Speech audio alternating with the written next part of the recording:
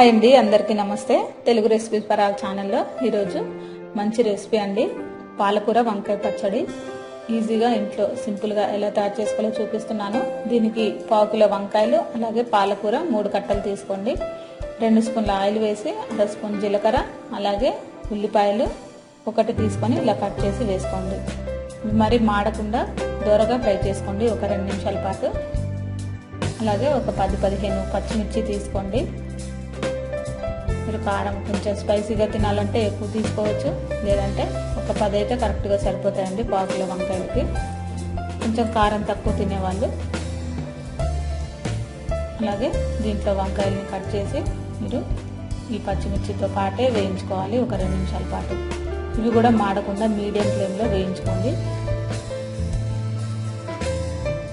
ఇది కూడా మనకి ఈజీగా అయిపోతుందండి. మనకి లంచ్ బాక్సుల్లో కానీ, పిల్లలకు కానీ, లేదంటే మనకి జాబ్కి వెళ్ళే వాళ్ళకి, బ్యాచిలర్స్ పిల్లలకు కానీ ఈజీగా మనం రెడీ చేసుకోవచ్చు. అన్ని రెడీగా పెట్టేసుకుంటే హెల్తీ, అలాగే మనకి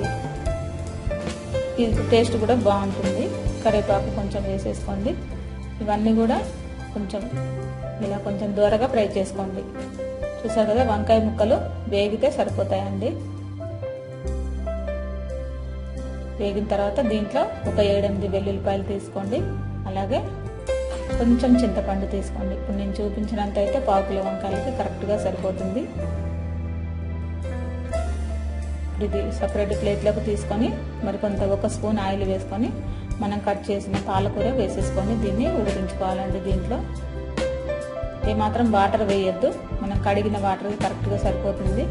కట్ చేసి ముందుగా పాలకూర కడిగి కట్ చేసుకోండి, లేదంటే విటమిన్స్ అన్నీ పోతాయి మనకి. మీరు ఏం చేస్తారంటే పాలకూరని శుభ్రంగా కడిగేసేయండి. కడిగేసి కట్ చేసుకోండి. ఎప్పుడైనా పాలకూర అంతే చేయాలండి, కడిగేసి మనం కట్ చేసుకోవాలి. ఇప్పుడు మనం దీన్ని ఆయిల్లోనే ఇలా కొంచెం మనకి చక్కగా పచ్చివాసన పోయేదాకా వేయించుకోవాలి దీన్ని. ఇప్పుడు మీరు స్టవ్ బంద్ చేసి చల్లారనివ్వండి. ఈలోపు మనం మిక్సీలో ఉప్పు వేసి తగినంత పచ్చగా మిక్సీ పట్టుకోవాలి. కొంచెం పచ్చగా మిక్సీ పట్టిన తర్వాత ఈ పాలకూరను కూడా దీంట్లో వేసుకొని మనం మిక్సీ పట్టి పక్కన పెట్టుకోవాలి. ఇప్పుడు మనం పోపు వేసుకుందామండి. ఇప్పుడు దీంట్లో 1 స్పూన్ ఆయిల్ వేసుకొని 1/2 స్పూను శనగపప్పు, 1/2 స్పూను మినప్పప్పు, మీకు పప్పులు ఇష్టం లేకపోతే ఓన్లీ ఆవాలు, జీలకర్ర, ఎండుమిర్చి, కరివేపాకుతో కూడా తాలింపు వేసుకోవచ్చు. కొంచెం పప్పులు వేస్తే తినడానికి బాగుంటాయి పచ్చళ్ళలో.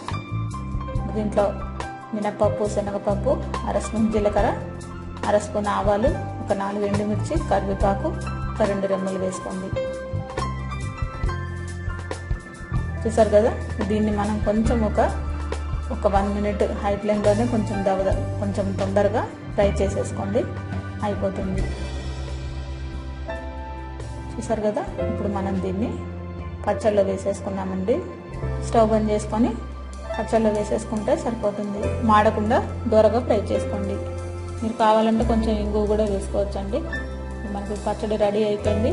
వేడి అన్నంలోకి తినడానికి రెడీ అయిపోయిందండి. పిల్లలకి ఇప్పుడు లంచ్ బాక్స్లోకి, అలాగే మనకి ఇంట్లోకి కూడా తినడానికి చాలా టేస్టీగా ఉంటుంది. ఇది ఒక 2 డేస్ నిల్వ కూడా ఉంటుందండి. ఓకేనండి, ఈ రెసిపీ మీకు నచ్చినట్లయితే లైక్ చేయండి, షేర్ చేయండి, సబ్స్క్రైబ్ చేయండి. అందరికీ వెరీ థ్యాంక్ యూ అండి.